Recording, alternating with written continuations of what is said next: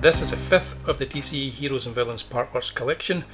It's the usual high quality hardcover, number 66 on the spine, and it's another one where I had read the first couple of issues a few years ago when they were first published, but never got around to reading the complete story.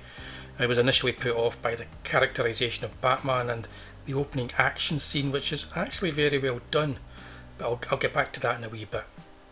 This collects a 5-issue storyline by Tom King and David Finch, a one-shot by Scott Snyder and Michael Hanin, hope I got that pronunciation right, and a couple of short stories from an annual.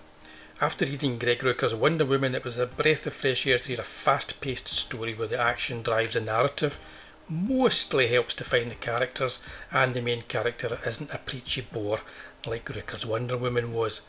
It's in no way a perfect Batman story, but it's a trier. This collection starts with a one-shot issue written by Snyder that reimagines Calendar Man, and it's creepy and rather good. The main story, written by Tom King, revolves around two new superpowered heroes who have arrived in Gotham, and it's a mostly enjoyable mess of a tale. Character-wise, this is a Batman who is still obsessed by the death of his parents, and you must get on board with that to fully appreciate the story. I usually find that rather tiresome, but it works okay here. Batman has some good interplay with Duke Thomas, who is the Signal, a sort of neo-Robin character that I'm not familiar with.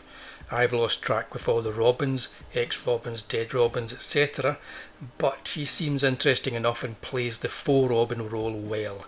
The dynamic between Bruce and Alfred isn't as good. It's awkward and appears to be based on Frank Miller's take on the character with a dash of the animated series thrown in. I don't think King has a real handle on the relationship between them, and it seems very superficial. I'm also a bit tired of reading a constantly sarcastic Alfred. So what is the plot? Well, Batman has his life saved at the outset by new superhero kids Gotham and Gotham Girl. They go on to do good deeds and Batman watches over them and even kinda mentors them. Then something leads to Gotham going pure mental and losing control. That's all you really need to know. No major spoilers coming up. Unfortunately, we never get to know these kids as fully rounded characters because there's so much packed into this story. It could have done with another issue or two to flesh out these characters and let the plot breathe.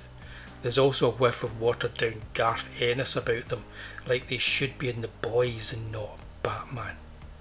Tom King can write very well, but he's very choppy in his stylistic choices in this book. It veers all over the place in tone.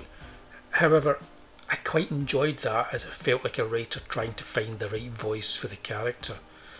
Although the story deals with personal themes of family, loyalty and loss, it does so with a fairly broad brush, and there are some epic action scenes. The Justice League make an appearance towards the climax, and the opening scene where Batman has resigned himself to a hero's death in a daring rescue attempt to save the passengers of a diving plane is well realised by David Finch. In fact, Finch's art alone makes this book worth having. King is not good at catching the voices of all the DC characters that he writes. He wrote the worst Mr. Miracle that I've ever read. I don't care how many awards he won for it, he doesn't know how to write Kirby characters, and his Batman at times sounds like an imposter playing at being Batman. And that leads to my problem with the opening action scene where Batman steers the crashing plane. It reads like Batman with a death wish, resigned to die to save others, almost welcoming it. Fair enough, but couldn't he just jump off the plane at the last moment? After all, he is Batman. It's the plot driving the character, rather than the character driving the plot. This is a flawed work, but I did enjoy spending time with it. It's worth the read, and I'll probably revisit it again at some point in the future. Next up is the Flash Rebirth, and I'm looking forward to that one.